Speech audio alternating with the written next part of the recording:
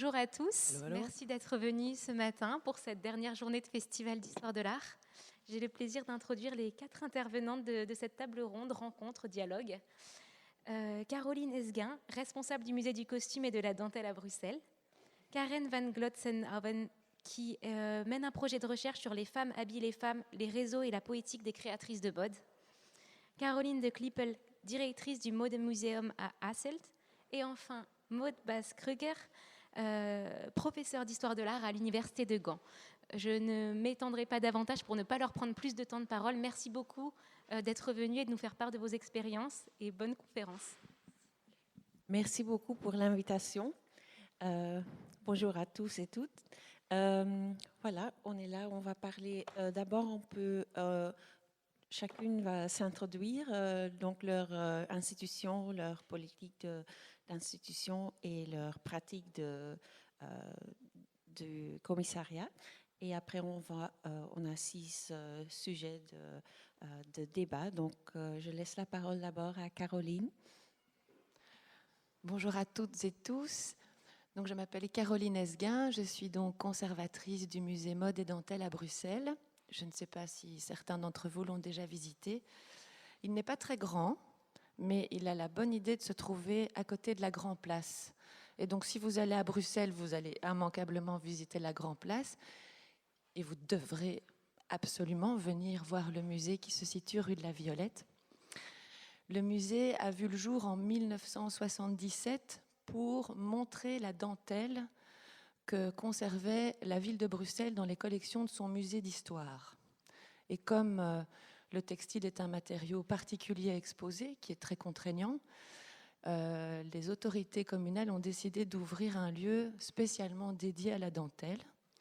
La dentelle de Bruxelles, c'est un textile de luxe qui fut fabriqué depuis le XVIIe siècle jusqu'à la Première Guerre mondiale. C'est donc un textile qui n'existe désormais plus, mais dont on conserve la mémoire et auquel on a consacré un espace semi-permanent de 50 mètres carrés et qui vous permet d'y découvrir ce qu'est la dentelle historiquement et puis ce qu'est la dentelle de Bruxelles en particulier, dans un espace qui s'appelle la Chambre des dentelles.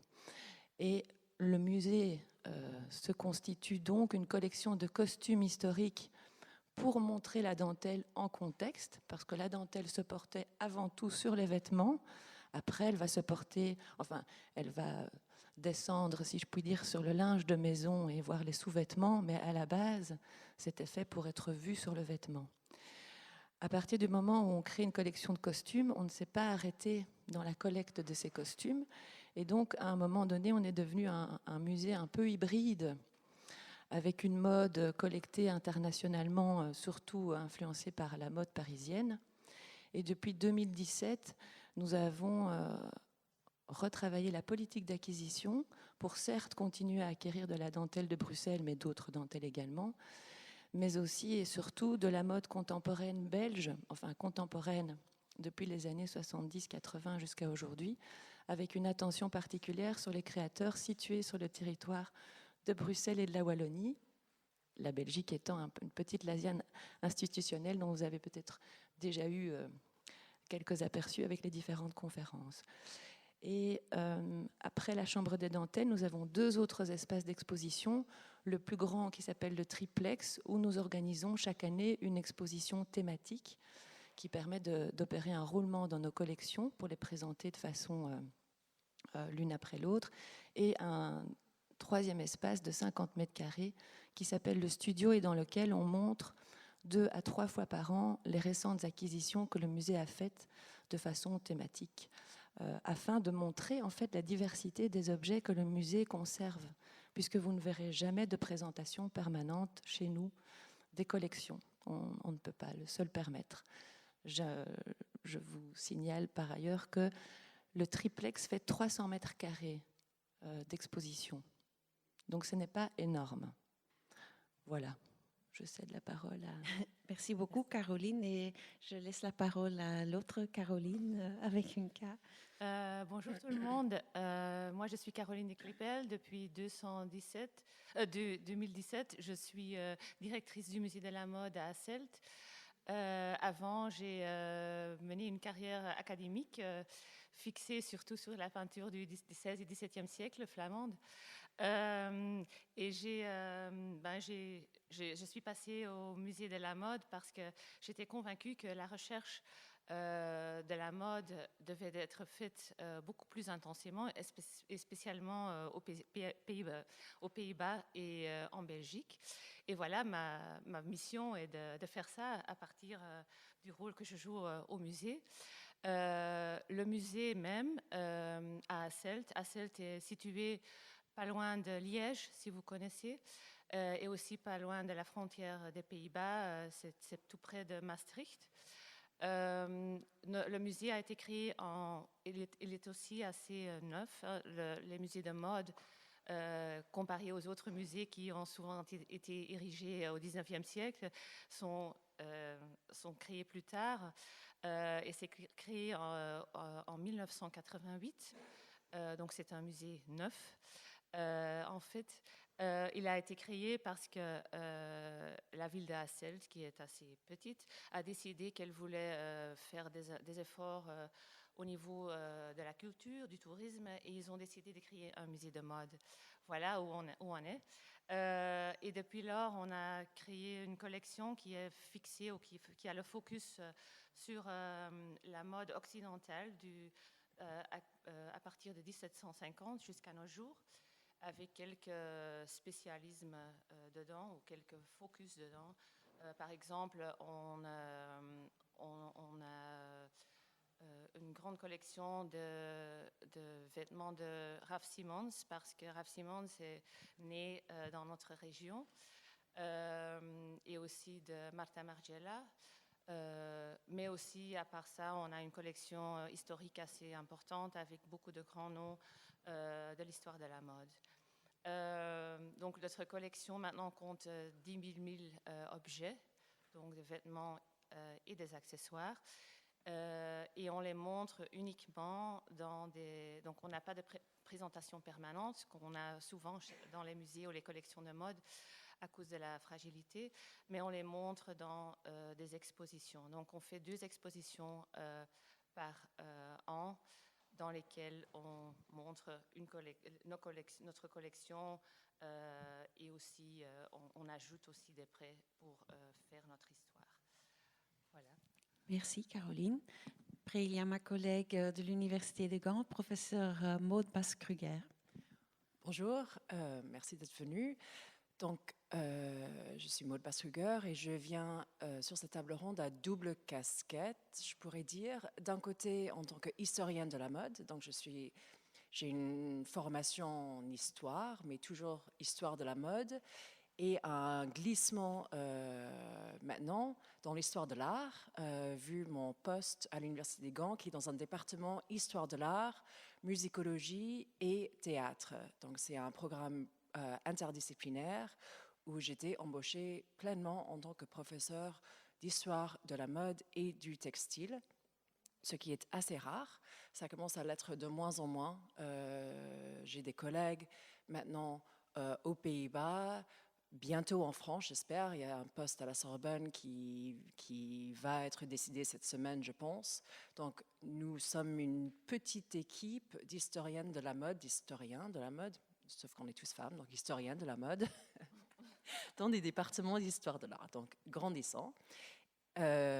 Et mes recherches portent aussi sur les premières expositions de mode, les premières collections de mode, le début de l'histoire de la mode en tant que discipline, particulièrement en France au 19e. Donc, j'ai aussi cette casquette d'historienne ici. Mais j'ai fait ma thèse, du coup, aux États-Unis, dans une institution qui s'appelle le Bard Graduate Center, où nous sommes formés pour être universitaires, mais aussi pour être commissaire d'exposition. C'est aussi assez rare. C'est souvent 2 disciplines qui sont assez divisées, cantonnées, etc. Je ne sais pas si vous avez vu, on a fait un petit tour de chaise avant qu'on s'installe. Karen et moi, et on était là en tant qu'universitaires. Caroline et Caroline étaient ici en tant que musée. On a décidé que cet cantonnement, on ne la voulait pas. Et du coup, on a changé de chaise pour faire musée-université, pour montrer nous-mêmes nos désirs de faire ces ponts, ce mélange entre l'université et le musée. Yes, voilà, en action. Donc du coup, je suis aussi commissaire indépendante, donc je travaille pour des musées aux États-Unis, souvent sur la mode, bientôt peut-être des musées belges, et j'enseigne le commissariat à mes étudiants à l'université de Gand, où nous avons un espace, le Vandenhoven Center, dans l'université, où il y a un white cube, un white box pour des expositions, mais aussi un espace studio où nos étudiants peuvent expérimenter, peuvent faire leur première tentative de commissariat. Donc, je continue à mener cette double casquette entre recherche universitaire et commissariat. Karen. OK. Voilà, il y a juste encore les images. Tu peux parler juste un petit peu, Maud, encore sur le projet du Fashioning Belgium? Oui, donc actuellement, je mène un projet de recherche avec mes étudiants de master sur la mode en Belgique avant 1980. Et pour en savoir plus, il faut venir à la deuxième panel que Caroline et moi, nous aurons juste après celui-là dans la même salle. Donc, je fais un teaser. OK, super. Et voilà, et moi-même, donc aussi, je fais un peu ce jeu entre l'université et les musées. Dans ma carrière professionnelle, aujourd'hui, je suis avec Maud à l'université de Gand dans le département de l'histoire d'art. Avant, j'étais au Met Museum, le Costume Institute, pour 4 ans. Et avant ça, pour 9 ans au MOMU à Anvers. Donc ici, je vais aussi vous juste parler un peu des politiques différentes entre un musée, disons, américain, donc financé aussi avec des moyens privés, et la différence avec un musée public, comme la plupart des musées en Europe. Donc ici, vous voyez deux images d'une expo que j'en étais commissaire, Camp Notes on Fashion.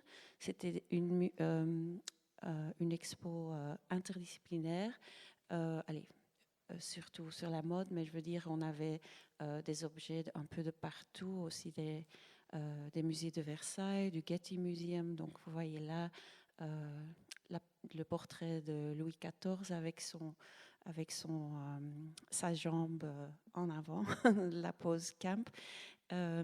Et une sculpture d'Antinous. Mais je veux dire surtout que, en fait, mon approche a toujours été interdisciplinaire aussi.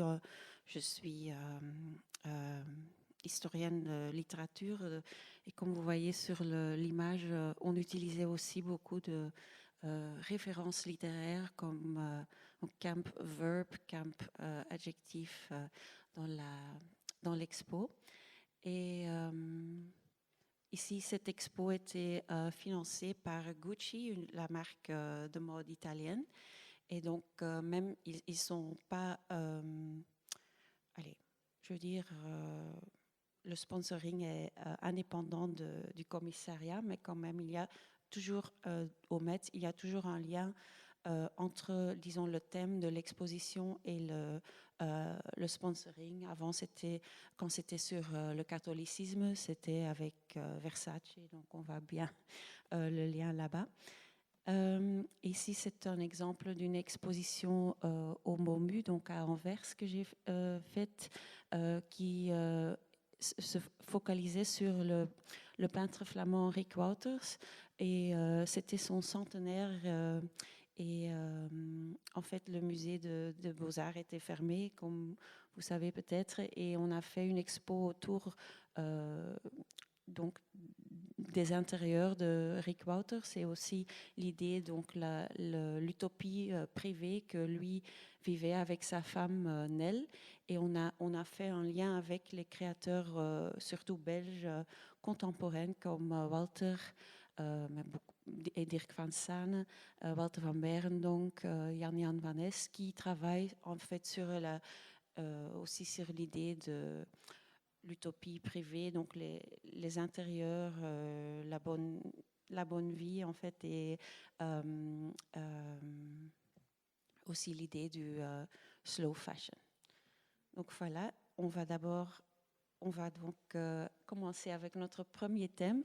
C'est en fait un peu un thème introductoire parce que les expos de mode sont quand même très spécifiques dans leur procédé. On a toujours, c'est pas mettre les peintures ou les œuvres d'art sur un mur, mais on a toujours quelque chose qui est qui a beaucoup de dimensions et où il faut vraiment penser sur le corps, le mannequinage, la scéno. Donc, on va commencer avec ça. Oui, ce ne sont pas des photos du musée de mode et dentelle de Bruxelles, c'est de ma collègue Caroline, mais je voulais dire que par définition, un musée de mode ou de textile opère un roulement dans ses présentations. Il n'y a pas de collection permanente et je fais référence à d'autres conférences qu'il y a eu ce week-end sur les expositions temporaires et la durabilité, les problèmes de climat, même les expositions, les grosses expositions qui tournent. C'est compliqué. Moi, je suis dans un musée avec 300 mètres carrés. Vous avez compris que je ne peux pas accueillir des expositions Chanel, Gucci ou Vuitton. Mais la problématique reste la même. Je n'ai pas de présentation permanente des collections parce que le textile ne peut pas être exposé de façon permanente. Alors, pour ceux qui ne connaîtraient pas du tout la problématique, le textile souffre de la lumière et de la poussière. Le papier, il souffre de la lumière, mais le textile, il souffre en plus de la poussière. Et nous, musées, ne faisons que ralentir l'inéluctabilité de la disparition de ces matériaux et donc des vêtements. Ce qui veut dire que, stricto sensu, un vêtement ne peut être exposé que 3 mois avec 50 lux d'intensité lumineuse sur lui. Et s'il est exposé 3 mois, il doit repartir en réserve minimum 2 ans. S'il est exposé 6 mois, c'est 4 ans. Alors, c'était des standards du début des années 2000. Ils ont peut-être changé. Mais gardez en tête que c'est donc assez contraignant pour nous. Et à l'inverse de ma collègue d'Asselt, nous ne présentons qu'une seule exposition par an, mais qui dure 9 mois. Et quand on doit demander des prêts à nos homologues ou à d'autres musées, les prêts textiles, c'est maximum 6 mois. Donc, si on a une pièce en prêt, soit le musée prêteur a accepté de faire une exception pour nous, ce qui est déjà arrivé, soit il n'accepte pas et il nous dit 3 mois, donc ça veut dire 3 remplacements sur l'exposition, ou il accepte d'aller jusqu'à 6 mois, mais ça nous fait quand même un remplacement. Et donc, à chaque exposition qu'on aborde, outre les mannequins dont on va discuter et les décors, c'est aussi les objets qui changent et qui tournent. Il y en a qu'on n'a jamais vus. On doit voir l'état. Enfin, c'est tout un questionnement que d'autres musées n'ont pas et qui sont très spécifiques à nos collections. Oui, et c'est quelque chose qui est en parallèle, disons, dans les musées de mode et l'industrie de mode, que c'est toujours... Oui, c'est un peu contradictoire d'ailleurs, oui, parce que l'industrie de la mode produit. Oui, mais les musées de mode doivent unissent un peu l'industrie et le monde muséal. Vas-y, fais la transition. Caroline, tu peux parler un peu de votre approche scénographique? Oui, je voudrais dire qu'en termes de durabilité, on fait assez d'efforts, précisément aussi parce que les expos de mode sont très coûteuses, on en parlera plus tard aussi. Donc nous, ce qu'on a fait, on a adapté notre programme, on a décidé de faire, donc on fait d'office 2 expositions par année, on a décidé de faire une exposition uniquement sur la collection, et puis une exposition qui aussi implique des prêts d'autres musées, des musées internationaux. Et on fait ça pour protéger le personnel aussi, parce qu'on est une équipe toute petite, qu'on a ainsi des possibilités de travailler plus sur la collection, ce qui est important. On a des objets précieux, mais par ce rythme très vite de produire 2 expositions, on n'a souvent pas le temps de faire de recherche dans nos objets. Et bien sûr, comme vous savez, ça c'est le plus important pour un musée. Donc on veut faire ça, plus de recherche sur nos propres objets, afin de créer des histoires intéressantes pour le public à partir de ces expositions-là. Et les autres impliquent aussi des coûts de transportation, ce qui est aussi quelque chose de très important et de plus en plus cher. Et aussi au niveau de durabilité, évidemment, c'est une question si on doit ou veut encore faire ces expos. Donc nous, on a adapté le programme en fonction de la durabilité. Et ce qu'on fait aussi, on fait aussi d'autres efforts. Par exemple, comme vous voyez ici, sur la photo gauche, c'est une photo d'une exposition qu'on a fait en 2022, Dress on Dress, sur voiler et dévoiler le corps.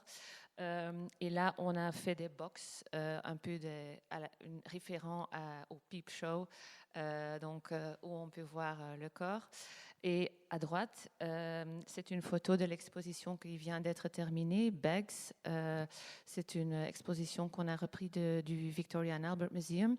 Et on a repris la scénographie et on l'a adaptée. Donc, on a fait des autres cut-outs dans les box pour réutiliser le décor, parce que les décors aussi, c'est quelque chose qui est beaucoup plus important que dans, par exemple, des musées qui exposent des peintures, qui mettent les peintures au mur, et voilà, et on a des textes, et le décor est limité. Chez nous, le décor est important pour des raisons on en parlera plus tard. Oui, et oui, les expos de mode, comme Caroline dit, oui, il y a toujours beaucoup d'éléments de production, de choses logistiques. Les vitrines, Oui. c'est aussi dans les autres disciplines, mais la chose peut-être la plus spécifique, c'est en fait les mannequins. Et donc, Caroline peut parler un peu de ça, parce que chaque exposition de mode demande en fait d'autres types de mannequins. Et ça, c'est vraiment un problème, parce que c'est un coût d'achat ou de location, et après, c'est un coût de conservation de ces mannequins. Où les range-t-on?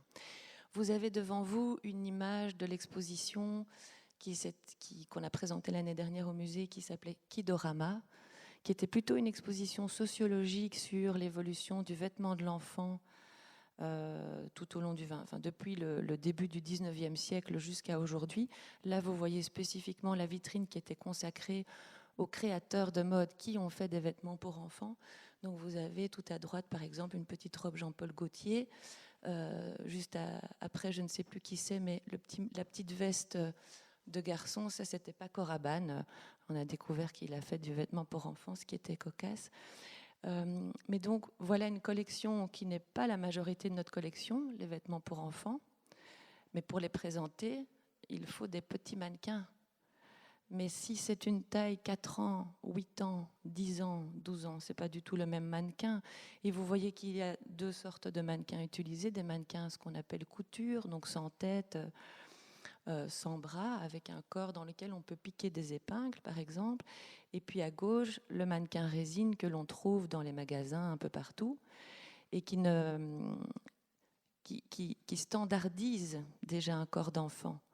Et là, voilà, une autre exposition, les hommes, ça s'appelait Masculinity, c'est une exposition en 2020. Là, elle nous a permis non seulement de faire rentrer du vêtement masculin dans les collections où c'était le parent pauvre, mais en plus, on a dû aussi travailler sur les mannequins. N'ayant pas de collection de vêtements masculins, nous avions 3 mannequins hommes. Et là, on a fait une collaboration avec un fabricant de mannequins, de façon à ce qu'il nous loue ces mannequins et qu'on ne doive pas les acheter. Parce que si on les achète, qu'est-ce qu'on en fait? Vous imaginez le nombre de mannequins qu'on risque d'accumuler. Et là, vous avez le contraste entre un habit du XVIIIe siècle sur un mannequin couture qui doit parfois être taillé parce que les hommes portaient parfois un corset, donc il faut tailler. Et puis les mannequins de vitrine, mais qui sont un peu bodybuildés désormais. Ça n'est pas un corps standard d'homme et on ne sait pas nécessairement mettre nos costumes dessus. Donc là, c'était un hybride entre un mannequin couture, mais avec des bras, et qui nous permettait de ne pas avoir des gros pectoraux bodybuildés. Oui, et ce qu'on ne voit pas sur l'image, c'est en fait qu'il il y a tout un chantier de mannequins, parfois avec des choses un peu comme dans la boucherie. Ah oui, On envoie les... on coupe. Oui, On coupe les mannequins, on scie, on colmate, ou au contraire, on rajoute des morceaux parce qu'il manque un peu de fesses, un peu d'omoplate. C'est le problème vraiment de la standardisation, et puis c'est pas nécessairement fait pour les musées. Alors voilà une autre exposition qui est en cours pour le moment. C'est une exposition consacrée à Diane von Furstenberg, que vous connaissez peut-être. Pourquoi elle est chez nous ? Eh bien parce que cette américaine philanthrope richissime est née à Bruxelles. Elle est belge à l'origine. Son frère vit toujours à Bruxelles avec sa belle-sœur. D'ailleurs, ils tiennent les boutiques DVF, puisque c'est comme ça, boutique DVF à Bruxelles et à Knock. Et on lui consacre une exposition au musée. Et c'est sur la portefeuille, on va pas en discuter maintenant, mais voilà une autre présentation de mannequins. Et vous voyez que les deux mannequins choisis n'ont pas de tête, mais ils ont des jambes. En tout cas, celui qui montre ses jambes a des jambes et des bras. Ça aussi, c'est des choix. Est-ce qu'on montre une tête, pas de tête ? Sur quoi la robe peut s'enfiler ? Parfois, les robes sont tellement petites qu'on n'a pas toujours le choix du mannequin. Ok, merci. Je vais juste dire un petit mot. Ça peut vous paraître peut-être anecdotique, cette discussion sur les mannequins, mais dans la mode, c'est extrêmement important. Et je vous invite à faire l'expérience en visitant les salles de Fontainebleau pour voir ce que c'est qu'un mannequinage réussi ou pas réussi. Donc, oui, c'est à vous de dire. C'est à vous de bien regarder et de voir ce qui se passe quand c'est mal mannequiné. Donc, on met une importance primaire ici dessus, mais c'est un peu la base de notre métier.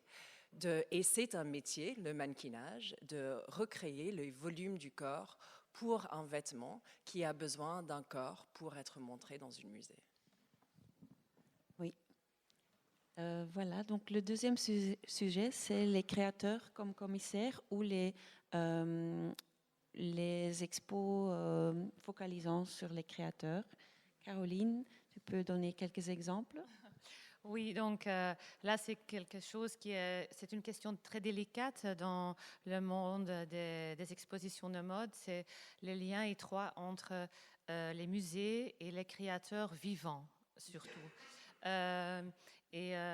Beaucoup de musées ont fait et font toujours des expositions avec des créateurs vivants, comme l'a démontré aussi Caroline avec avant. Nous aussi, on en a fait, on fait. Donc le premier type, c'est l'exposition Hello, my name is Paul Smith. C'était une reprise qu'on a fait chez nous du Design Museum à Londres.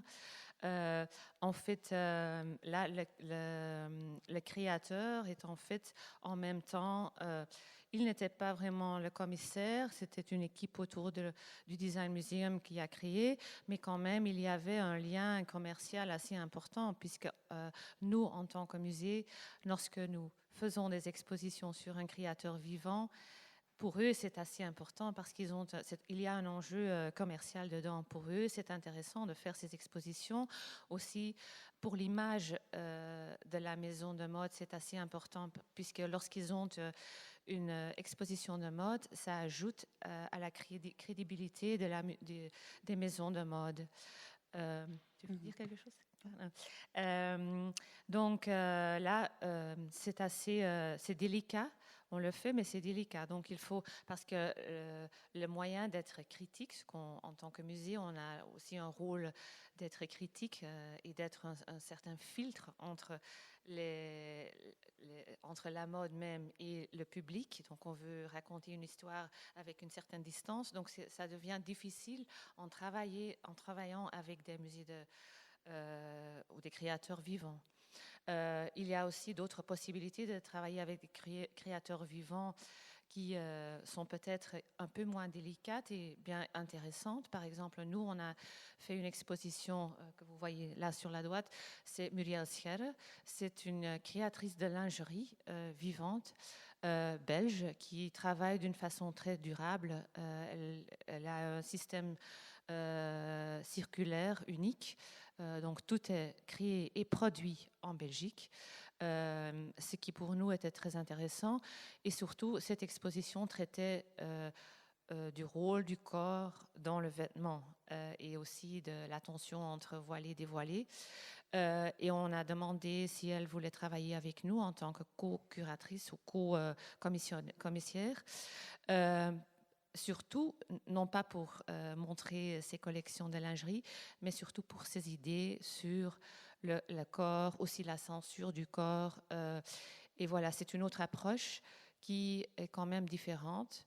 Et elle, surtout, ne voulait pas que ces collections étaient montrées au musée. Donc, on n'a pas montré de la lingerie, on a montré d'autres vêtements qui racontaient cette histoire, mais ces idées aussi sur, par exemple, l'inclusivité du corps et son approche du corps, la censure aux social media, la censure du corps nu, ça pour nous c'était très intéressant. Donc ici, c'était plutôt l'ambassadrice de l'expo, Voilà, commissaire voilà. et le public, la figure publique pour l'expo. Oui. En tant que Paul Smith, c'était vraiment le sujet. Oui, et l'avantage aussi de Muriel, c'est qu'elle sait raconter incroyablement. Elle est vraiment une raconteuse. Elle aussi dans la presse, elle est très très bien aimée par la presse. Donc ça, c'est un avantage pour nous d'avoir une personne comme elle dans les projets. Oui. Caroline, tu peux, oui. Oui, une autre collaboration, puisque donc Paul Smith, l'exposition existait à Londres, elle arrive chez vous. Muriel est plutôt, en effet, ambassadrice ou collaboratrice ou un peu directrice artistique ou je ne sais pas. Et nous, avec Diane von Furstenberg, c'est à notre demande que cette exposition existe. Un collaborateur, vous avez vu la photo de l'équipe au début, le seul garçon, heureux homme. Quand il a rejoint l'équipe du musée il y a 1 an et demi, il vient de France, il n'est pas belge, et il regardait un peu qui étaient les créateurs qui comptaient en Belgique en général, à Bruxelles en particulier. Et il fut très étonné de voir qu'il y avait un lien entre Diane von Furstenberg et la Belgique. Et il n'y a pas eu d'exposition sur le travail de Diane von Furstenberg en Europe. Après, il y a aussi le fait qu'elle... c'est une femme... Vous la connaissez ou pas du tout? Oui. En 2023, je fais un petit raccourci, en 2023, elle fête les 50 ans de sa robe portefeuille. Donc cette femme, au début des années 70, met au point une robe portefeuille qui, 50 ans après, se vend toujours. Et c'est sur base de cet argument-là qu'elle a accepté, enfin un double argument, qu'elle a accepté de collaborer avec nous au musée pour monter cette exposition. Le premier argument qui a été le sésame d'entrée, c'est le côté bruxellois et belge, puisqu'elle en est. Et puis en 2018, elle a été faite citoyenne d'honneur de la ville de Bruxelles. On l'avait d'ailleurs rencontrée à cette occasion, mais il n'était pas à l'époque question d'exposition. Il a vraiment fallu l'arrivée de Nicolas Laure, qui est notre nouveau collaborateur, commissaire de l'exposition DVF, pour avoir l'idée de ce projet. Et elle a accepté sur l'argument qu'elle était toujours en fait pertinente dans l'histoire de la mode, avec sa robe portefeuille, à l'instar d'un designer qui a créé une chaise à un moment X et qui, 50 ans plus tard, continue à se vendre. Et on a abordé son travail, ou en tout cas sa position dans l'histoire de la mode, sur cet aspect design à proprement parler, et pas comme créatrice de mode, parce qu'elle a en fait créé des vêtements faciles à porter pour une femme active. Et je tiens à signaler ici qu'elle n'a pas mis d'argent dans l'exposition. Par contre, elle paye la publication qui sortira en septembre. Autre exemple, nous avons travaillé à gauche avec un créateur qui s'appelle Jean-Paul L'Espagnard, qui a peu encore une boutique à Bruxelles et qui avait travaillé sur les inspirations. Là, c'est lui qui est venu vers le musée en disant « Je voudrais faire une exposition sur les inspirations dans la mode et la façon dont la mode se répète se nourrit, continue à s'autoréférencer. Et finalement, on a fait une exposition sur les influences dans sa mode à lui. Et ce fut l'occasion pour nous de rentrer des pièces de ses créations dans nos collections. À droite, vous avez tout autre chose, une exposition que nous avons faite avec Karine Gilson. Karine Gilson est très peu connue, encore moins des Belges, mais elle fait depuis 33 ans à Bruxelles une lingerie de luxe, qu'on peut tout à fait, on pourrait dire une haute lingerie. Ce n'est pas un terme qui existe en Belgique, comme vous le savez, hein, haute couture et haut, c'est le côté français. Et elle a cette particularité de perpétuer une tradition de dentelle de luxe à Bruxelles. Bien sûr, ce n'est plus de la dentelle à la main, c'est de la dentelle mécanique qui est faite dans le nord de la France, mais toutes ces propositions sont réalisées, fabriquées dans ces ateliers bruxellois. Donc là, on parle de durabilité. Elle est très éthique dans sa façon de travailler. Et nous avons une collaboration. Ce n'était pas un commissariat de sa part, c'était une réelle collaboration dans laquelle on lui demandait de choisir des pièces de notre collection de dentelles historiques pour les faire dialoguer avec ces lingeries. Mais vous voyez, la lingerie ne se limite pas aux sous-vêtements. Là, c'est du véritable vêtement d'intérieur qu'elle fabrique.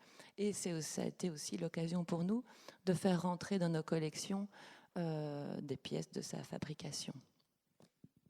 Je dirais que cette discussion du rapport entre le musée de mode et le designer a aussi une longue histoire qui débute quand les expositions de mode se professionnalisent en quelque sorte dans les années 90. Il y a eu ce vrai désir du part des musées de faire un clivage net et étroit entre les designers et l'exposition. C'est-à-dire qu'on n'exposait que la mode de créateurs morts. Comme ça, on ne pouvait pas faire ce brouillage entre l'industrie actuelle et l'exposition en cours.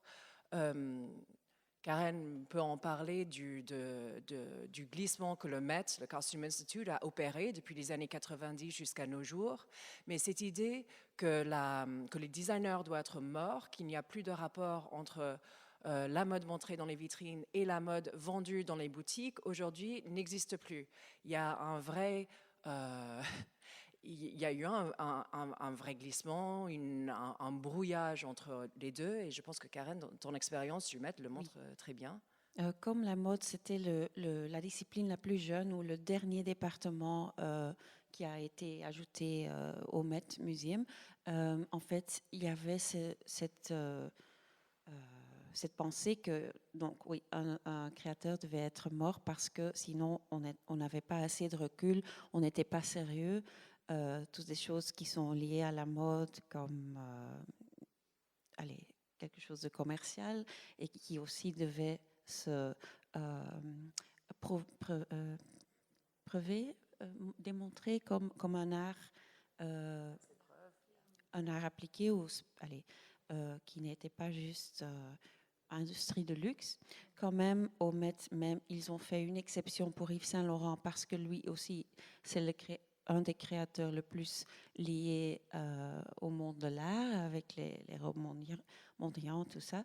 Mais donc, la seule exception en 1984, c'était Diana Vreeland avec Yves Saint Laurent. Après, la politique était donc de ne pas avoir des expos avec les créateurs vivants. Et en fait, en 2011, il y a le créateur anglais Alexander McQueen qui était malheureusement venait de mourir assez soudainement.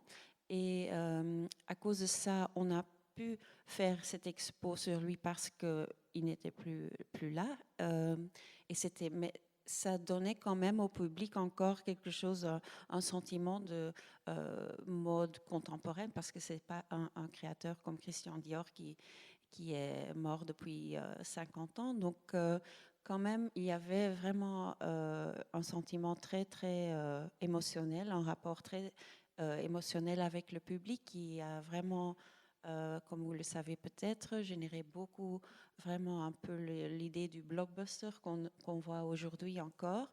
Et aussi, ça a changé dans le Met parce qu'après, on a fait une expo avec Rei Kawakubo, aussi une créatrice importante et vivante Mais je dois dire, oui, maintenant il y a aussi l'expo Lagerfeld qui est quand même un peu comme a Queen, quelqu'un qui vient de mourir, mais qui fait encore partie de l'imaginaire de la mode contemporaine. Donc il y a toujours un peu cet enjeu de vouloir prendre un peu de recul, mais quand même vouloir aussi être impliqué dans la mode ou l'industrie telle qu'elle est aujourd'hui. Et L'expo Lagerfeld est assez indicatif aussi parce que les vitrines du department store Bergdorf's à New York ont été faites avec la même scénographie de l'exposition et vendent des objets qui se rapprochent de celles qui sont dans l'exposition. Donc, il y a toujours, en fait, chaque expo du Met a des vitrines chez Bergdorf thématiques liées avec la scéno. Oui. Donc cette idée qu'on doit tenir en distance les musées et l'industrie n'existe plus. En fait, la voile a été levée, les gens n'en sont pas dupes et à New York, c'est assez flagrant. Oui, à Paris, oui, on en parlera, oui. Mais donc, il y a encore un peu cette question. Comme maintenant les maisons de mode font leur propre expo, donc avant ils le faisaient dans les musées de mode, on était un peu invités, comme Dior, aux arts décoratifs. Maintenant, ils commencent surtout à faire leur expo dans leur espace. Et comment est-ce que les musées peuvent traiter ça? Donc la culture du spectacle, Caroline. Oui, donc pour nous, en tant que musée, notre public est souvent un public de fashion lovers, bien sûr. C'est des gens qui aiment l'héritage, mais aussi on a un public un peu double, aussi des gens qui aiment la mode en général. Comment on dit? Les blogueuses.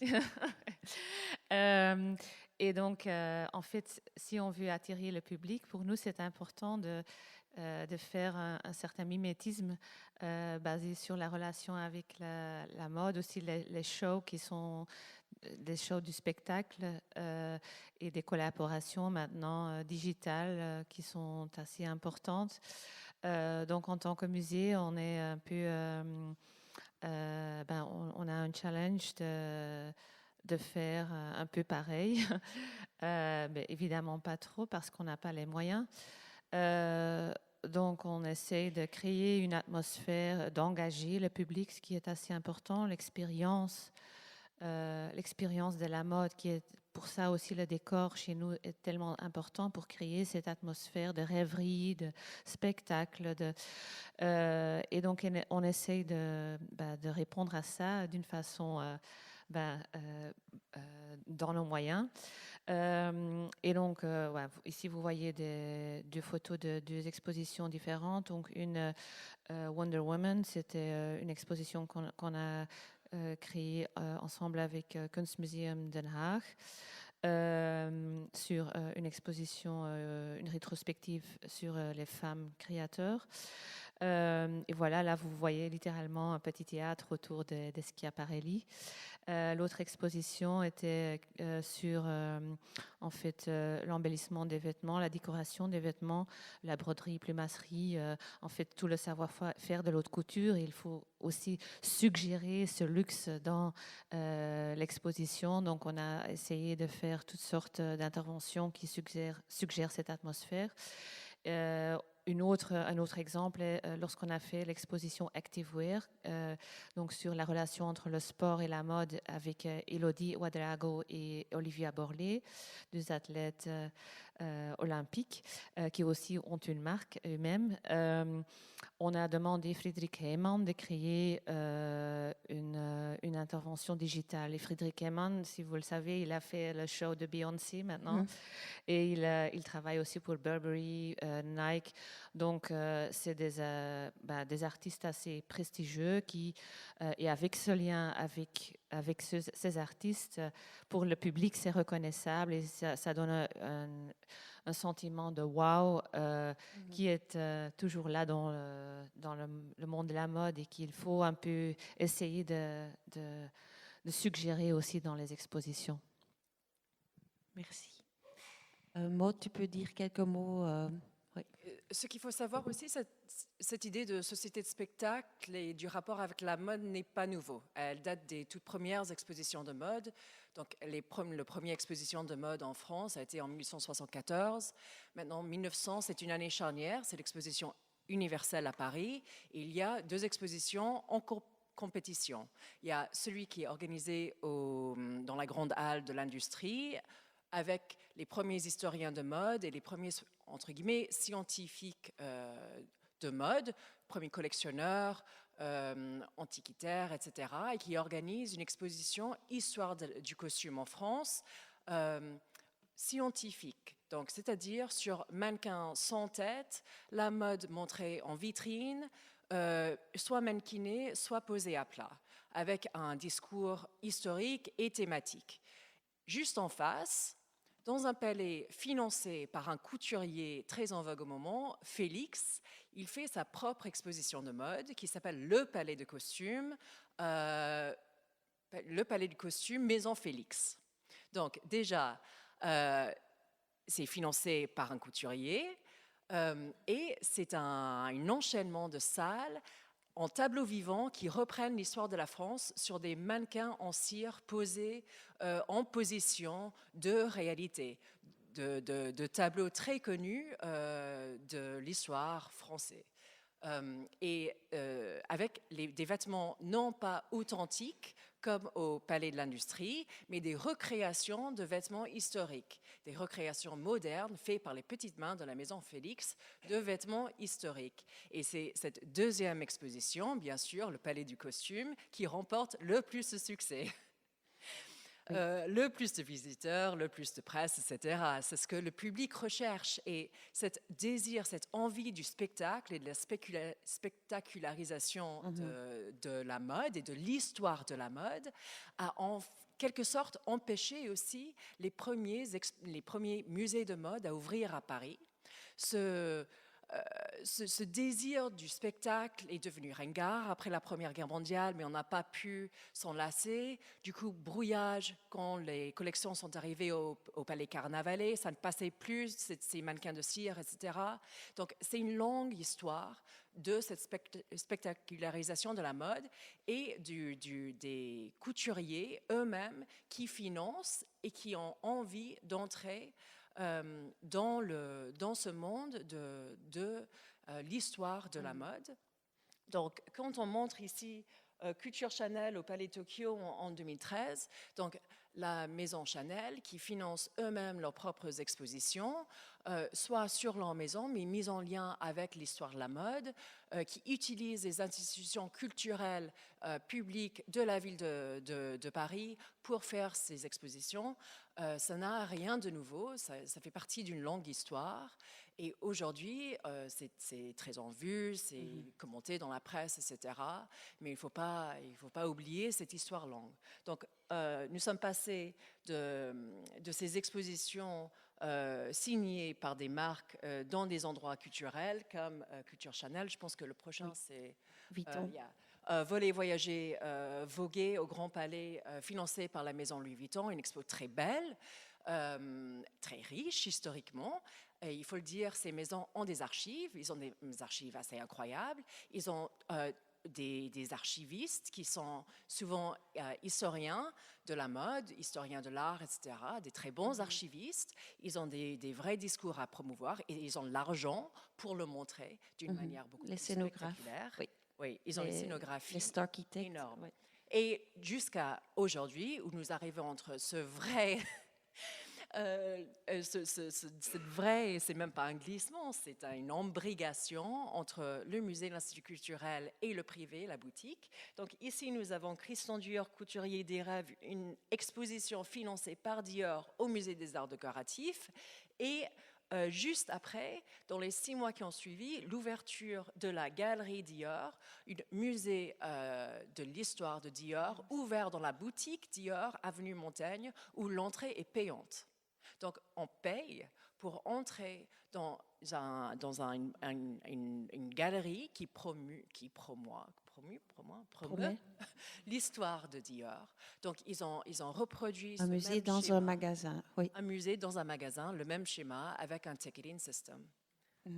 et avec la même scénographie. Donc, c'est comme si l'exposition au Musée des Arts Décoratifs était comme un avant-goût, une avant-première, un essai de ce qu'ils allaient faire juste après dans l'ouverture de la galerie. Oui, parce que dans l'avenue Montaigne, dans la boutique, on est quand même sur le lieu même qu'on a reproduit dans le musée. Donc ici, on voit aussi ces deux images, la boutique dans les années 50 et la reproduction maintenant dans la galerie, dans le magasin en 2022.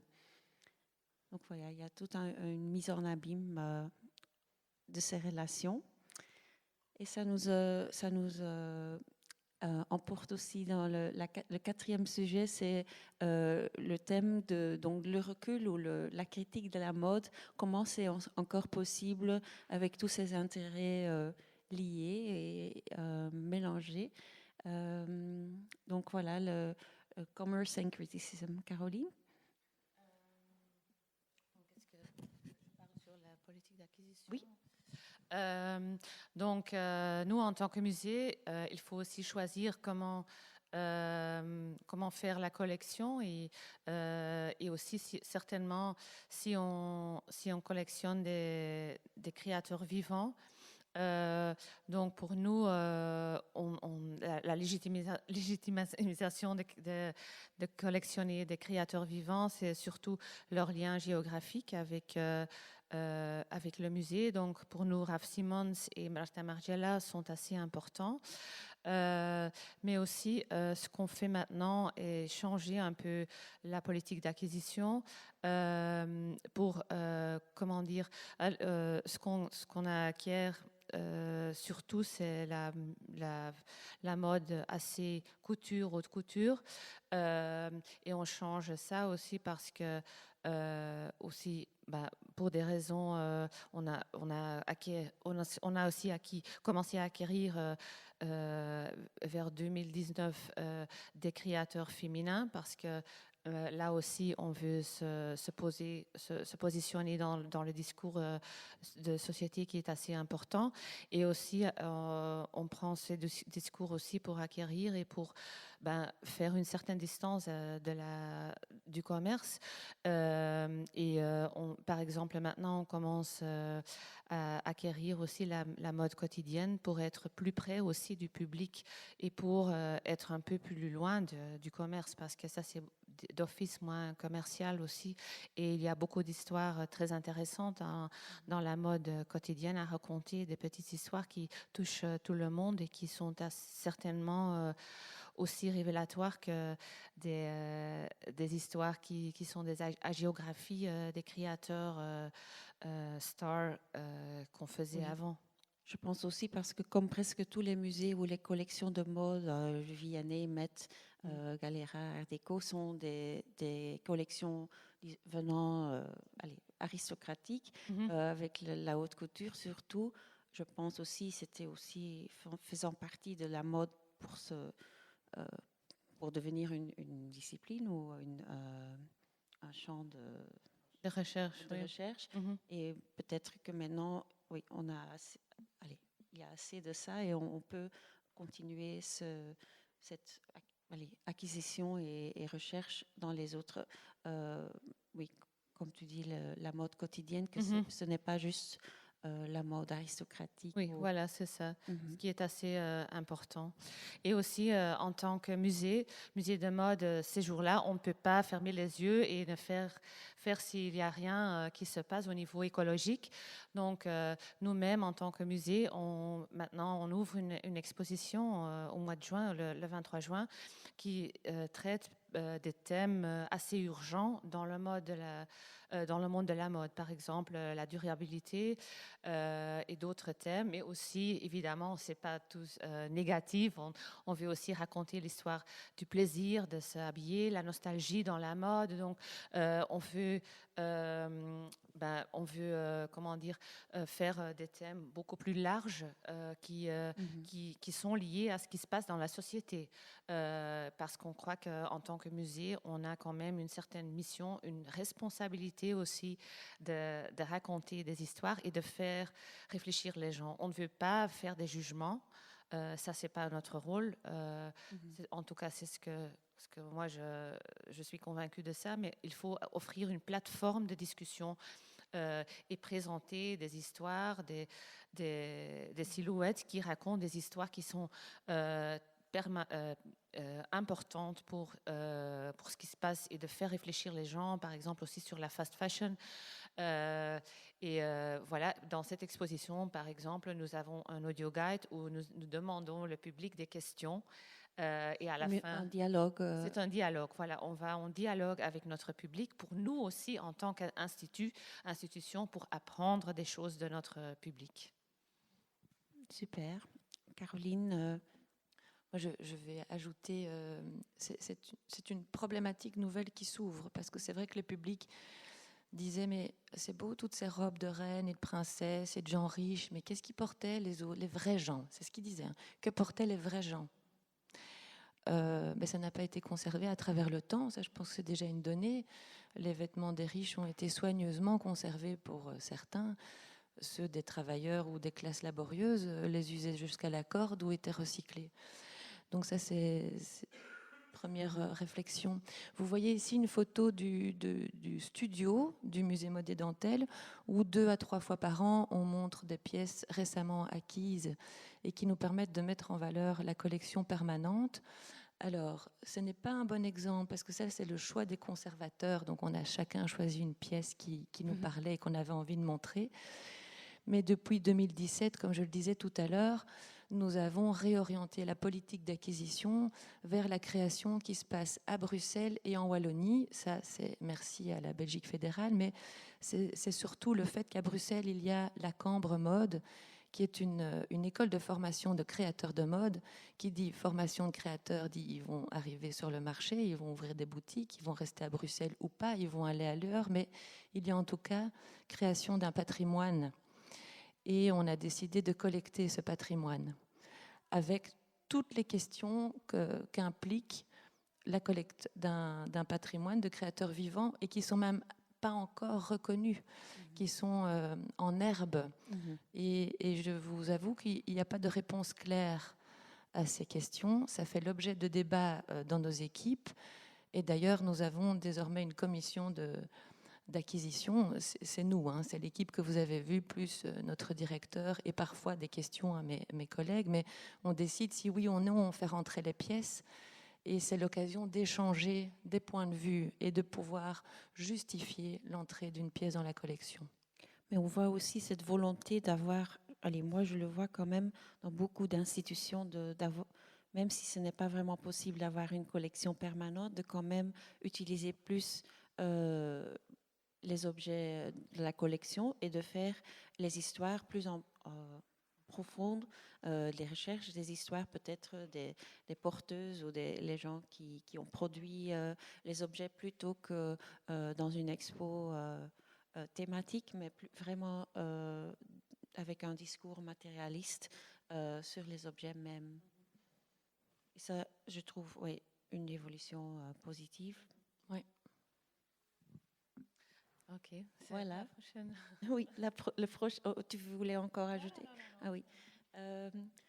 Voilà, comme tous les autres musées et les autres disciplines, les expos de mode sont aussi, ils sont très près du corps et les aspects du genre, de l'identité, toutes les choses qui sont très en avance en ce moment. Donc, je pense que la mode est en fait la discipline peut-être idéale pour traiter ce sujet. Mais comme on a discuté avant, en fait, le mannequinage, c'est un problème parce que tous les corps sont idéaux et standardisés. Donc, comment traiter les différences des corps, aussi les couleurs de peau, les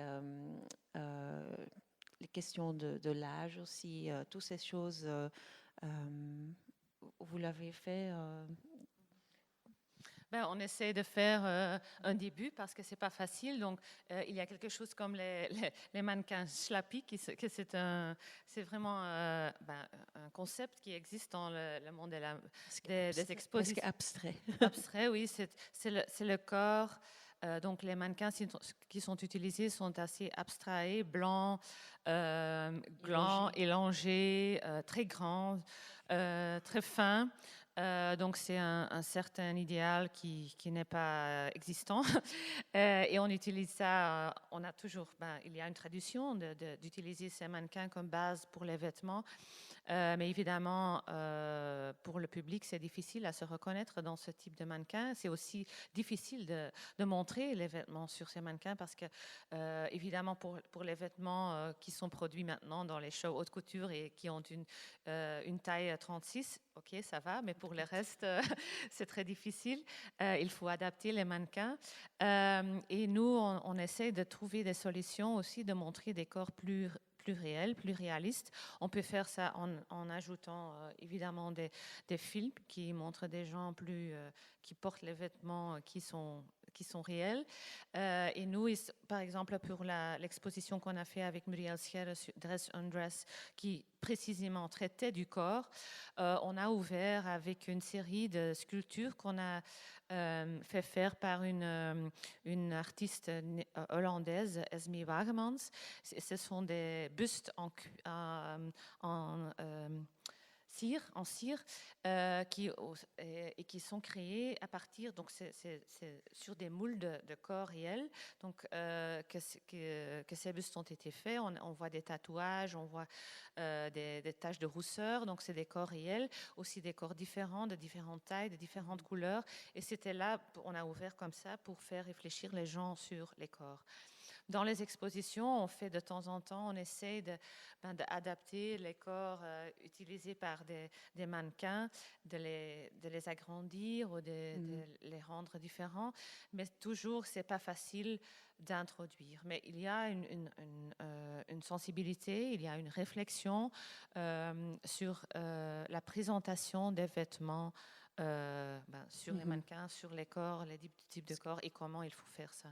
Oui, maintenant aussi, quand j'étais en Amérique, il y avait beaucoup de nouveautés en termes d'impression 3D. Donc, on pouvait prendre un athlète, le mettre dans une sorte de cage et faire une maquette en 3D. Mais en fait, c'était quand même pas très... ça marchait pas très bien dans l'atelier. Ok, oui. Les vrais corps, c'était pas toujours...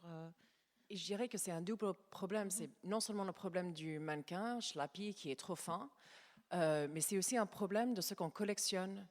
Ce qu'on a acheté historiquement n'était que du vêtement de petite taille et on n'achetait pas des vêtements de plus grande taille. Et ce qu'on montre, et maintenant il y a une différence entre ce qui est acheté, ce qui est dans les collections et ce qui est montré. Il y a des musées qui refusent de montrer des vêtements qui ont des taches. Ça veut dire des vêtements qui ont été portés.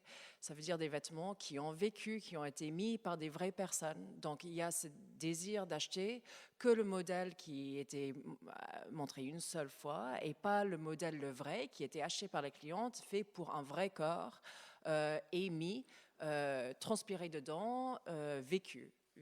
Yeah. Mais c'est des débats qu'on a encore. Est-ce que tu pourrais juste remettre la dia avant ? Vous voyez la silhouette qui est à droite ? En fait, ça, c'est vraiment un exemple, à mon avis, qui va vous parler. L'ensemble doré, c'est Yves Saint-Laurent qui le fait et il est porté par Jeanne Moreau lors d'une cérémonie à Cannes. Jeanne Moreau, elle ne fait pas 1m80 et elle n'a pas une taille 36. Le choix de la conservatrice qui a fait la robe, parce que ça a créé des discussions dans l'équipe. Moi, j'étais pour reconstituer le corps de Jeanne Moreau, c'est-à-dire offrir aux visiteurs la façon dont cette robe a été réellement portée. C'est exactement ce que tu viens de dire, Karen. Mais la conservatrice qui a choisi la robe voulait montrer le modèle de la robe plutôt que la personne qui l'avait portée, parce qu'elle aimait le modèle. Donc, ça a créé des discussions. Vous avez compris, j'étais la conservatrice du musée, mais je n'ai pas imposé mon point de vue, parce que j'estime que ça peut se défendre, en fait. Mais de nouveau, j'invite mes collaborateurs à se poser la question. Qu'est-ce qu'on veut montrer aux visiteurs ? qu'est-ce qu'on veut lui faire passer comme message. Et en fait, il n'y a pas une seule réponse à cette question, et vous l'avez compris, en mode vraiment pas du tout, mais c'est vraiment fondamental de se la poser, parce que ça va orienter tout le discours et le choix qu'on va faire. Aussi, on a ces évolutions dans l'industrie de mode plus globale. Vous voyez maintenant les 2 de 5 covers récents de Vogue UK, donc de l'Angleterre, et on voit 2 mannequins ou 2 personnalités. À gauche, il y a Aaron Rose Phillips de New York, qui est une mannequin transgenre avec une condition de polyhandicap.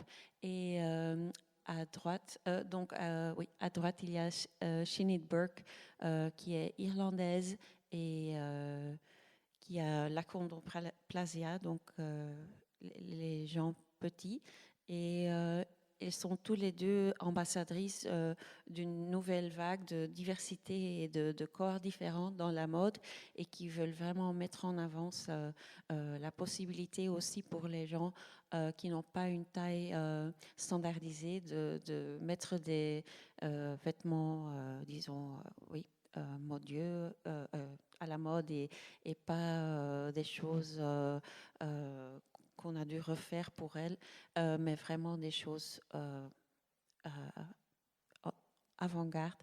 Et donc, c'est très positif cette évolution, mais de nouveau, ça cause aussi, parce qu'on veut voir cette représentation aussi dans les musées, c'est de nouveau des nouveaux challenges pour les conservateurs.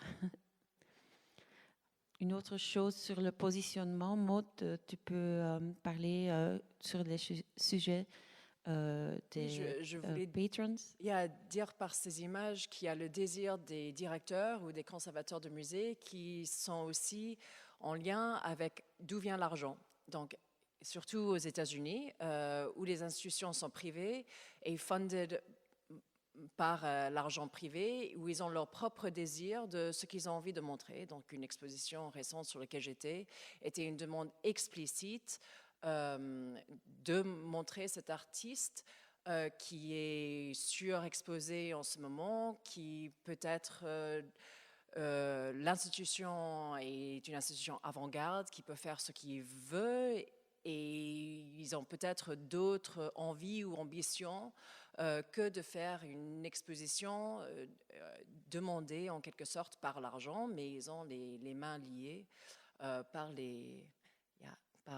l'argent. Donc ça, c'est une problématique qui s'applique vraiment aux États-Unis, où il y a l'argent privé qui rentre en jeu. C'est surtout les gens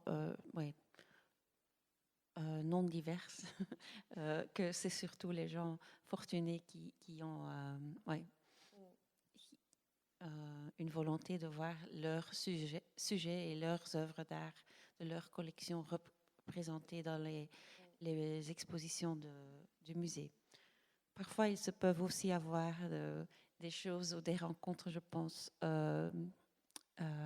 très positives entre, disons, le public plus divers et l'establishment de mode.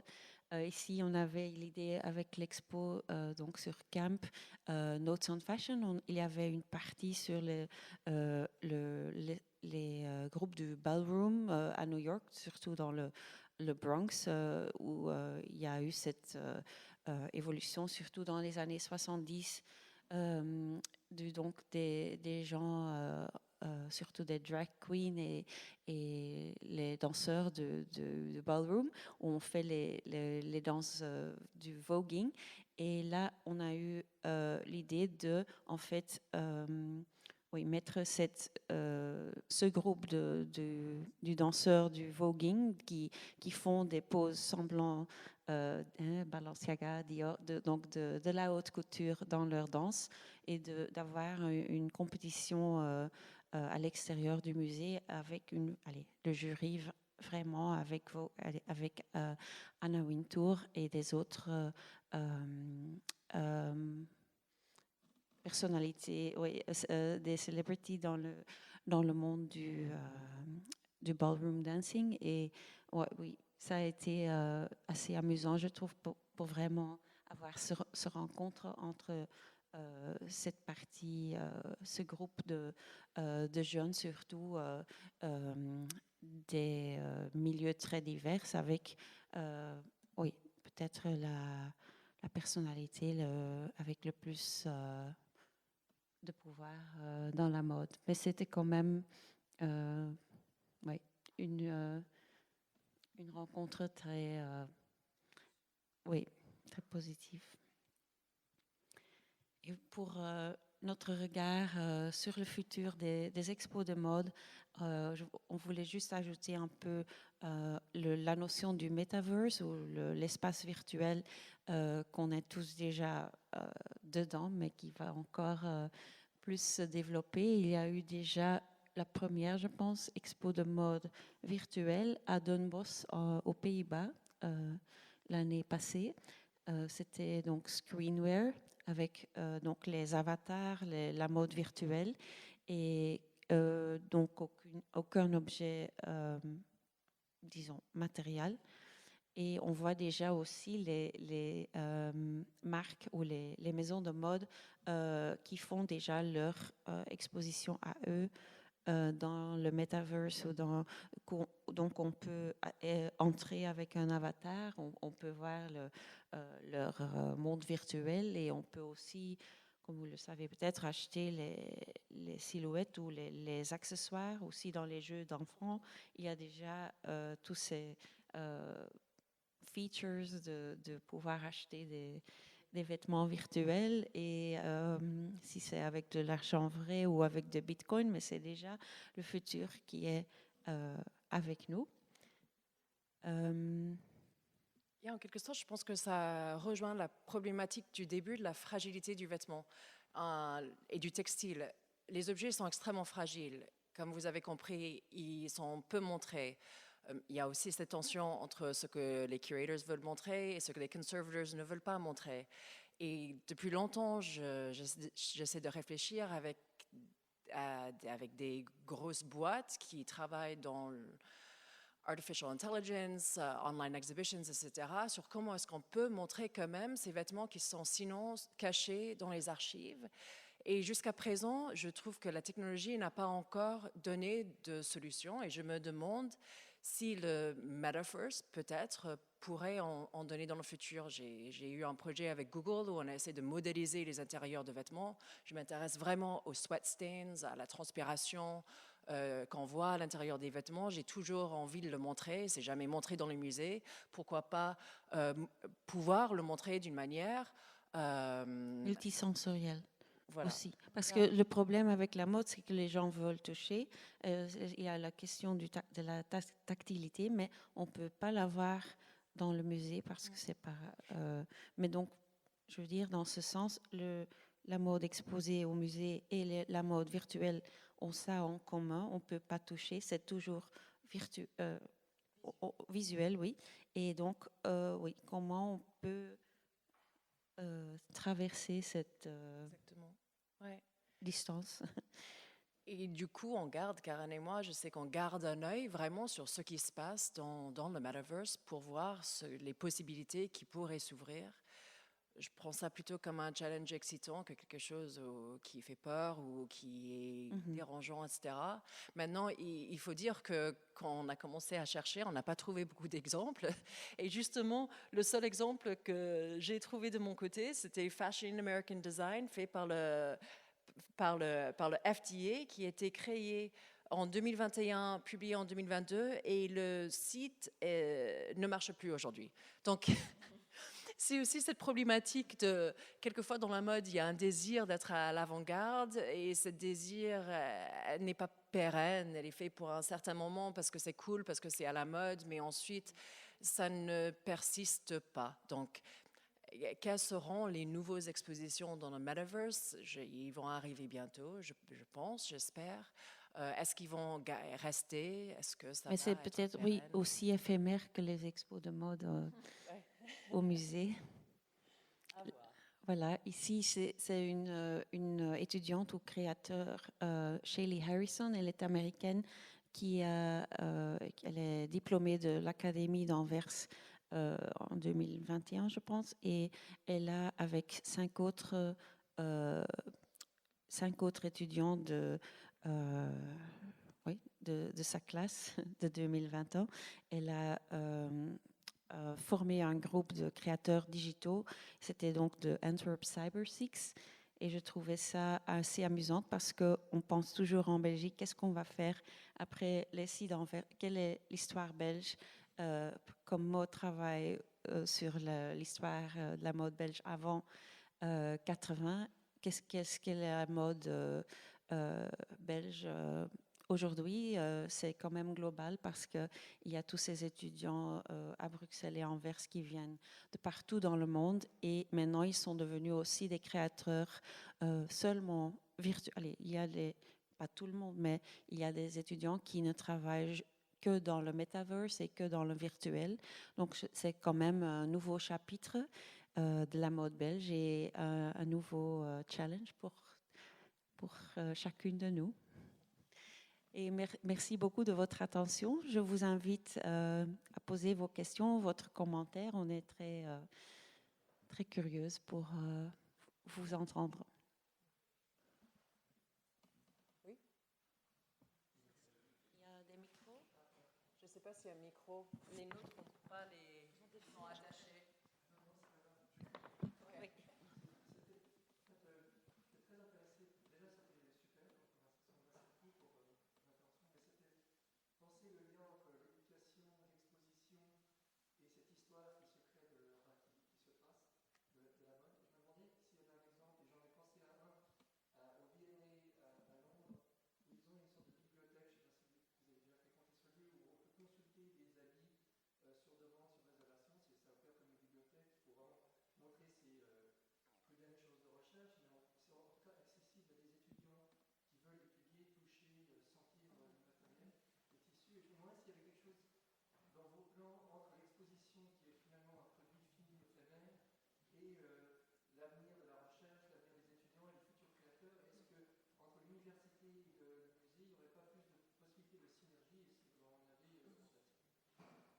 Oui, il y a deux beaux exemples, je pense que Nous, en tant que musée, on est demandeurs de collaboration avec l'université.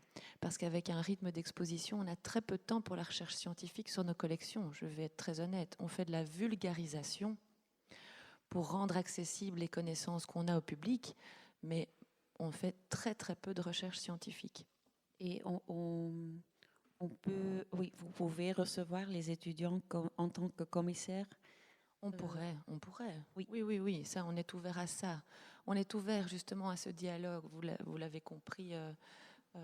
Et il se met en place en Belgique. Il y a une tradition plus longue en France. En Belgique, ça se met en place. On va en parler juste dans 10 minutes. Vraiment, ça va, pendant 1 heure, on va parler de cette collaboration. Mais je dirais que cet exemple du V&A, elle est excellente et qu'elle existe en Belgique et que c'est vraiment rare. Ça n'existe pas en France, c'est au MoMo, au Musée de la mode à Anvers. Il y a un study collection où les vêtements historiques sont dans la bibliothèque et sont empruntables comme les livres. Ils sont consultables sur place. Il y a un catalogue qui existe online, on peut regarder le catalogue. On arrive à la bibliothèque et on demande de voir l'objet qui est dans la bibliothèque même, qui est exposé en vitre claire dans la bibliothèque, donc directement devant toi. Et on sort l'objet et là on a le droit de le toucher, de le manipuler, de l'étudier comme on regarde un livre. Et c'est vraiment rare. Ça n'existe qu'en Angleterre, qu'au MoMo, et je ne connais pas d'exemple en France de study collection d'un musée. Et c'est excellent. Je l'utilise tout le temps avec mes étudiants. Yeah.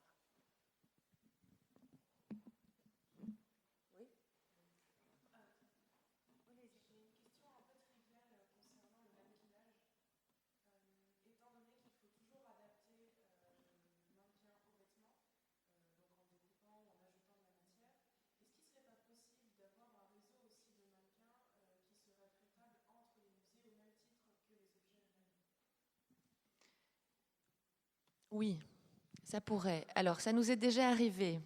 Il faut savoir que les Japonais, à un moment donné, ont mis en place des mannequins, qu'on appelait d'ailleurs les mannequins du Kyoto, et qui ont mis au point des mannequins historiques avec les formes que les corsets donnaient au corps en les déformant. Et donc, il y a les mannequins 18e, début 19e, fin 19e, début 20e. On l'a déjà fait, nous, dans une exposition de costumes historiques avec nos collègues du musée du Cinquantenaire à Bruxelles, qui est un peu un musée de civilisation, où il y a une collection de costumes de mode civile occidentale, mais où il y a aussi des textiles folkloriques et des textiles historiques, pardon. Et cette collection n'étant jamais montrée, ou très rarement, les mannequins étaient disponibles. Et en fait, c'est tout à fait envisageable. Il faut juste voir dans la pratique quel musée utilise ces mannequins à quel moment. Alors ce que par contre, je refuse, vous ne pouvez pas savoir le nombre de demandes que moi je reçois, je ne sais pas toi Caroline, mais au moins une fois par mois, j'ai une institution de musée ou de centre culturel qui me demande si on n'a pas un mannequin à prêter pour montrer un vêtement dessus. Ça, je refuse. Nous ne sommes pas des prêteurs de mannequins. Et puis, ça demanderait toute une logistique de prêt, de départ, etc. Donc, c'est une très bonne idée, c'est clair. Mais il faut que ça puisse fonctionner entre les musées parce que vous devez essayer votre pièce sur le mannequin. Si le mannequin n'est pas là, vous ne savez pas exposer, vous savez pas faire l'essayage. C'est toute une... C'est assez complexe. Ouais, je crois que c'est une très bonne idée et c'est ce qu'on fait avec le c'est ce qu'on fait avec le recyclage aussi des pièces de décor. Vous avez vu la photo avec les verres, donc des vitrines qu'on récupère. Mais avant de pouvoir faire ça, il faut inventariser, il faut faire des pages Excel et donc c'est la même chose il faudrait faire dans tous les musées, avoir des descriptions avec des photos, des mannequins, et puis on peut commencer à échanger. Mais puisqu'on on a tous des équipes très petites, pour le moment, on n'en est pas encore là. Mais évidemment, c'est une très bonne suggestion pour le futur. On pourrait faire ça. Il y avait d'autres questions derrière ou Simon?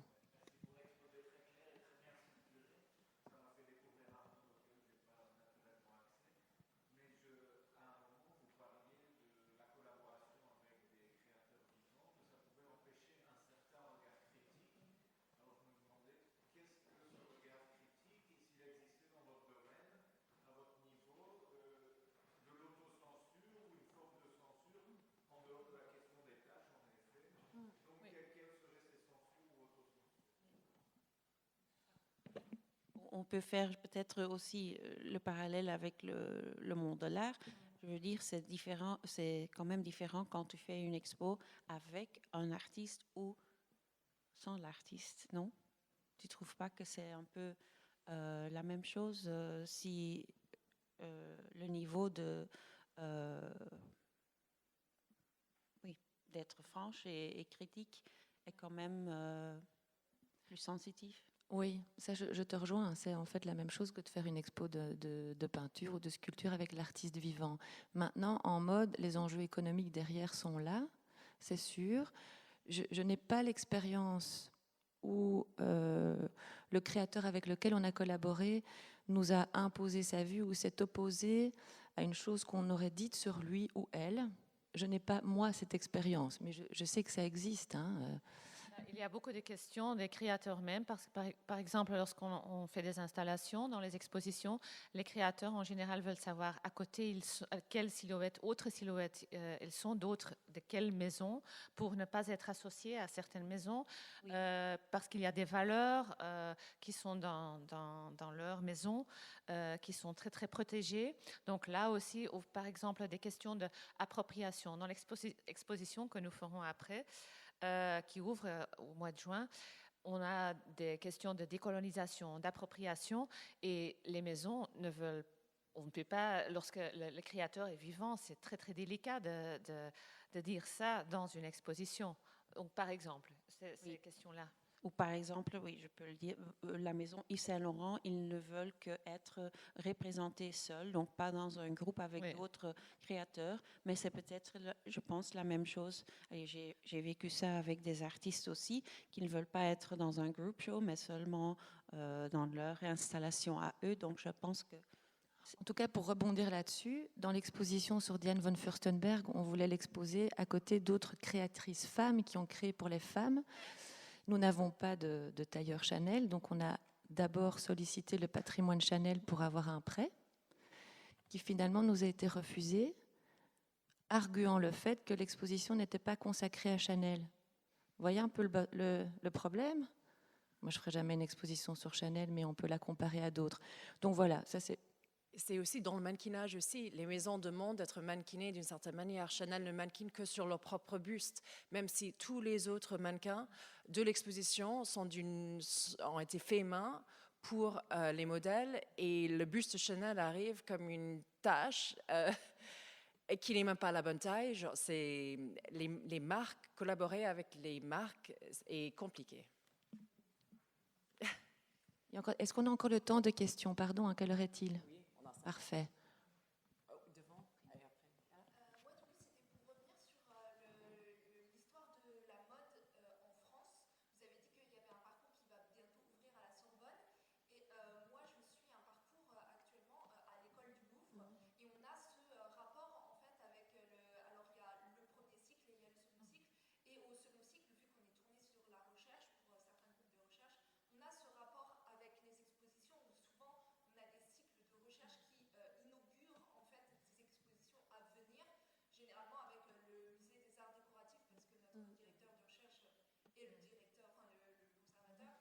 Mais du coup c'est vrai que on a souvent tendance à voir la France comme une zone pour l'histoire de la mode en développement avec un peu de mal, et finalement il y a des parcours qui existent et qui ne sont pas forcément mis en lumière ou mis en lumière pour l'instant. Oui, totalement. Je dirais qu'au niveau du undergraduate, de la licence jusqu'au master, la France, l'Europe, etc., il y a de quoi faire. C'est au niveau doctoral que ça commence à se compliquer. Et ce qui est propre à la France et aux Belgiques aussi, et franchement à notre discipline, c'est que c'est très lié à des individus. C'est grâce à Denis Brunin que tout ça se fait. Vraiment, c'est grâce à lui qui cette richesse de recherche et ce cycle à l'école du Louvre et ce lien avec les musées des arts décoratifs. Donc c'est grâce à des individus. Notre discipline est en devenir. Elle commence à être structurée.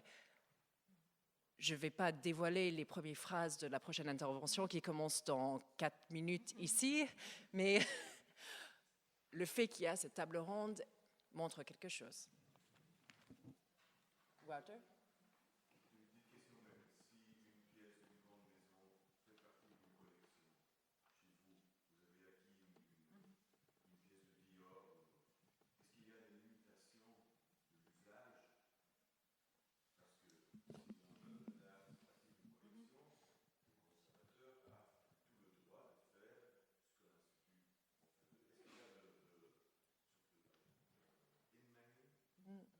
Mais est-ce que peut-être une œuvre d'art, il y a peut-être quand même des instructions à comment le monter, non? Même... Non, non. Comme au musée au Met, on a dû dire non parce que Gucci, c'était donc un don de 6 silhouettes qui étaient dans l'exposition, mais il voulait du contrôle sur tous ces aspects à l'infini. Donc même avec un don, il voulait à chaque fois que ça serait exposé qu'il... Oui, non, mais donc on a refusé.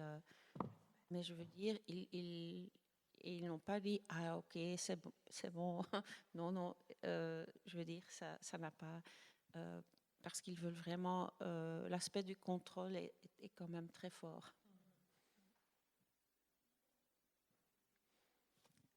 Mademoiselle, la dernière question. Merci. Extrêmement riche. J'avais deux petites questions. Vous avez parlé de l'acquisition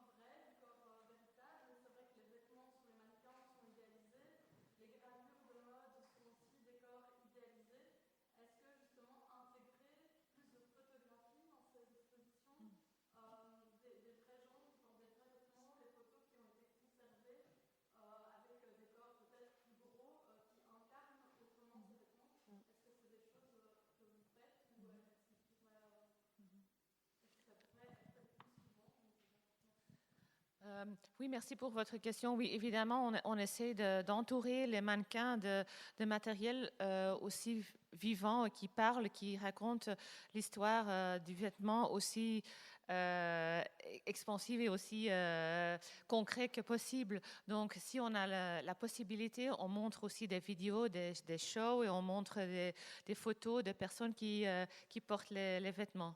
Oui. Chez nous aussi. La réponse est oui et oui.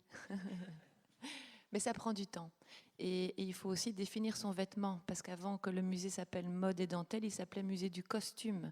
Et costume est un mot qui a été évacué parce qu'il n'a plus le même sens aujourd'hui. Mais nous, c'est costume civil occidental. Donc pas le costume militaire. Est-ce qu'on va collecter un costume de facteur du début du XXe siècle ou de policier? En fait, ça, c'était vraiment des questions à se poser. Jusqu'où va le civil et jusqu'où on peut collecter c'est beaucoup de questions. Mais heureusement, on peut tous rester ici pour suivre le débat de Maud et Caroline sur les études de mode en Belgique. Merci beaucoup pour votre attention.